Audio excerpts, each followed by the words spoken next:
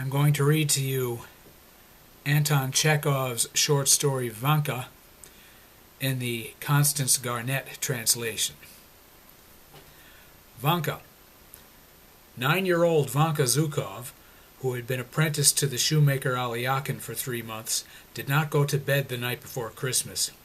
He waited till the master and mistress and the assistants had gone out to an early church service to procure from his employer's cupboard a small phial of ink and a pen holder with a rusty nib.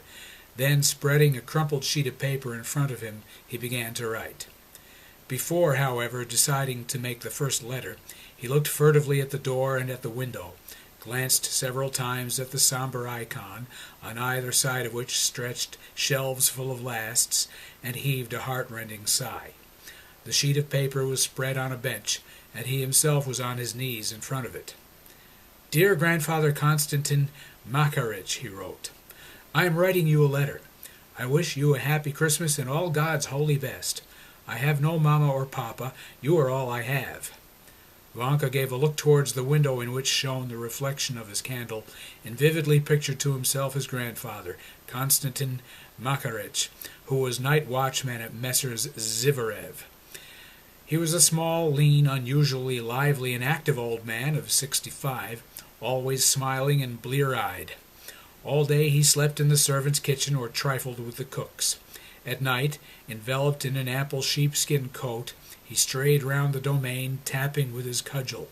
Behind him, each hanging its head, walked the old bitch Kashtanka and the dog Vion, so named because of his black coat and long body and his resemblance to a loach. Vion was an unusually civil and friendly dog, looking as kindly at a stranger as at his masters, but he was not to be trusted. Beneath his deference and humbleness was hid the most inquisitorial maliciousness. No one knew better than he how to sneak up and take a bite at a leg, or slip into the larder, or steal a music's chicken. More than once they had nearly broken his hind legs. Twice he had been hung up. Every week he was nearly flogged to death, but he always recovered. At this moment, for certain, Vanka's grandfather must be standing at the gate, blinking his eyes at the bright red windows of the village church, stamping his feet in their high felt boots, and jesting with the people in the yard. His cudgel will be hanging from his belt. He will be hugging himself with cold, giving a little dry old man's cough, and at times pinching a servant girl or a cook. "Won't we take some snuff?" he asks, holding out his snuff box to the women. The women take a pinch of snuff and sneeze. The old man goes into indescribable ecstasies, breaks into loud laughter, and cries, "Off with it! It will freeze to your nose!" He gives his snuff to the dogs, too. Kashtanka sneezes, twitches her nose, and walks away offended. Vion deferentially refuses to sniff and wags his tail. It is glorious weather, not a breath of wind, clear and frosty. It is a dark night, but the whole village, its white roofs and streaks of smoke from the chimneys, the trees silvered with hoarfrost, and the snowdrifts, you can see it all. The sky scintillates with bright twinkling stars, and the Milky Way stands out so clearly that it looks as if it had been polished and rubbed over with snow for the holidays. Vanka sighs, dips his pen in the ink, and continues to write. "Last night I got a thrashing. My master dragged me by my hair into the yard and belabored me with the shoemaker's stirrup, because, while I was rocking his brat in its cradle, I unfortunately fell asleep. And during the week my mistress told me to clean a herring, and I began by its tail, so she took the herring and stuck its snout into my face. The assistants tease me, send me to the tavern for vodka, make me steal the master's cucumbers, and the master beats me with whatever is handy. Food there is none. In the morning it's bread, at dinner gruel, and in the evening bread again. As for tea or sour cabbage soup, the master and the mistress themselves guzzle that. They make me sleep in the vestibule, and when their brat cries, I don't sleep at all, but have to rock the cradle. Dear Grandpapa, for heaven's sake, take me away from here, home to our village. I can't bear this any more.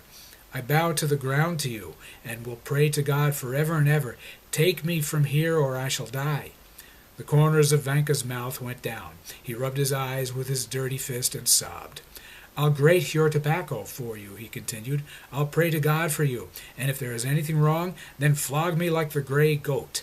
And if you really think I shan't find work, then I'll ask the manager, for Christ's sake, to let me clean the boots, or I'll go instead of Fedya as underherdsman.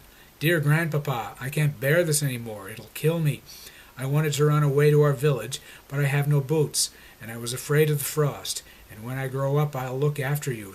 No one shall harm you, and when you die, I'll pray for the repose of your soul, just like I do for Mama Pelagueya. As for Moscow, it is a large town.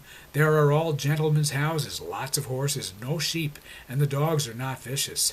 The children don't come round at Christmas with a star. No one is allowed to sing in the choir. And once I saw in a shop window hooks on a line and fishing rods, all for sale, and for every kind of fish, awfully convenient. And there was one hook which would catch a sheet fish weighing a pound. And there are shops with guns like the master's, and I'm sure they must cost 100 rubles each. And in the meat shops there are woodcocks, partridges, and hares, but who shot them or where they come from, the shopman won't say.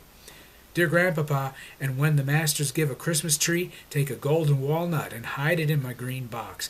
Ask the young lady, Olga Ignatyevna, for it. Say it's for Vanka. Vanka sighed convulsively, and again stared at the window. He remembered that his grandfather always went to the forest for the Christmas tree, and took his grandson with him. What happy times! The frost crackled, his grandfather crackled, and as they both did, Vanka did the same. Then before cutting down the Christmas tree, his grandfather smoked his pipe, took a long pinch of snuff, and made fun of poor frozen little Vanka. The young fir trees, wrapped in hoarfrost, stood motionless, waiting for which of them would die. Suddenly a hare springing from somewhere would dart over the snowdrift. His grandfather could not help shouting, "Catch it, catch it, catch it! Ah, short-tailed devil!"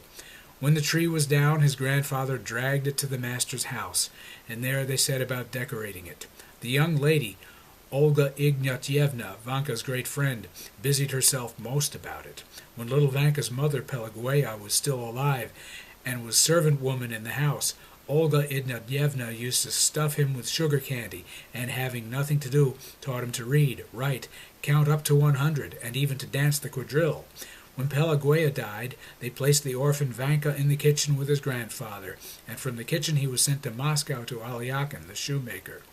Come quick, dear Grandpapa, continued Vanka. I beseech you, for Christ's sake, take me from here. Have pity on a poor orphan, for here they beat me, and I am frightfully hungry, and so sad that I can't tell you. I cry all the time. The other day the master hit me on the head with a last. I fell to the ground, and only just returned to life. My life is a misfortune, worse than any dog's. I send greetings to Alyona, to One-Eyed Tagore, and the coachman, and don't let anyone have my mouth organ. I remain your grandson, Ivan Zhukov. Dear Grandpapa, do come. Vanka folded his sheet of paper in four, and put it into an envelope purchased the night before for a kopeck. He thought a little, dipped the pen into the ink, and wrote the address. The village, to my grandfather. He then scratched his head, thought again, and added, Konstantin Makarich. Pleased at not having been interfered with in his writing, he put on his cap, and without putting on his sheepskin coat, ran out in his shirt-sleeves into the street. The shopmen at the poulterer's, from whom he had inquired the night before, had told him that letters were to be put into post-boxes, and from there they were conveyed over the whole earth in mail-troikas by drunken post-boys and to the sound of bells. Vanka ran to the first post-box and slipped his precious letter into the slit. An hour afterwards, lulled by hope, he was sleeping soundly. In his dreams he saw a stove. By the stove his grandfather sitting with his legs dangling down, barefooted, and reading a letter to the cooks, and Vion walking round the stove wagging his tail.